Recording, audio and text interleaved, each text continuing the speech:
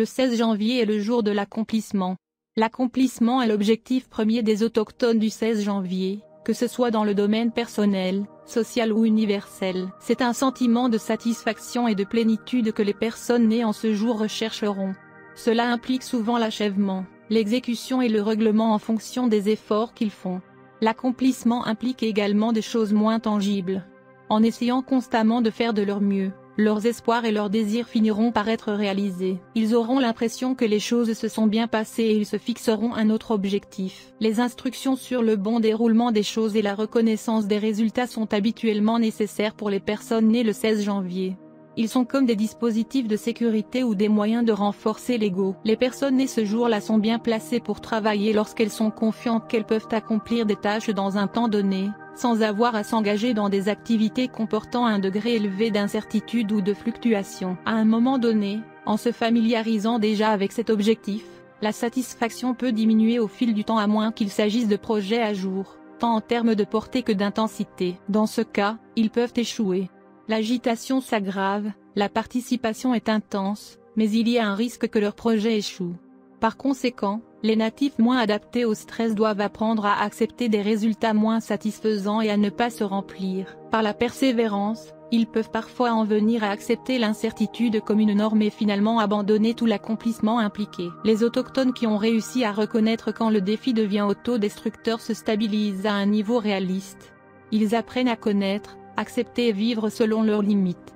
Il est crucial pour eux de trouver un emploi ou un groupe dans la société. En effet, les autochtones concernés par un large éventail de choses et pas nécessairement par des objectifs sont plus susceptibles de trouver un bonheur durable.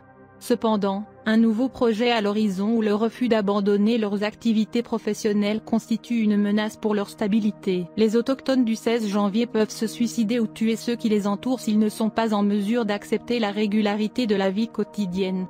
Cela est particulièrement vrai dans leurs relations interpersonnelles. Il est possible que ceux qui sont nés en ce jour recherchent l'accomplissement dans le travail quotidien. En effet, leur succès personnel peut dépendre de leur capacité à se concentrer sur les préoccupations actuelles et à obtenir une plus grande satisfaction dans les problèmes inhérents. Si votre anniversaire est le 16 janvier, il indique que cette année, vous aurez de la chance et une bonne santé.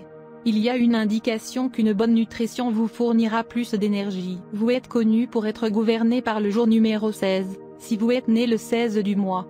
Il y a beaucoup de grandes personnalités, des auteurs, ainsi que des artistes nés le 16 janvier, Alia, John Carpenter, Debbie Allen, etc. Si votre jour tombe sur un 16e, votre planète dirigeante est Neptune.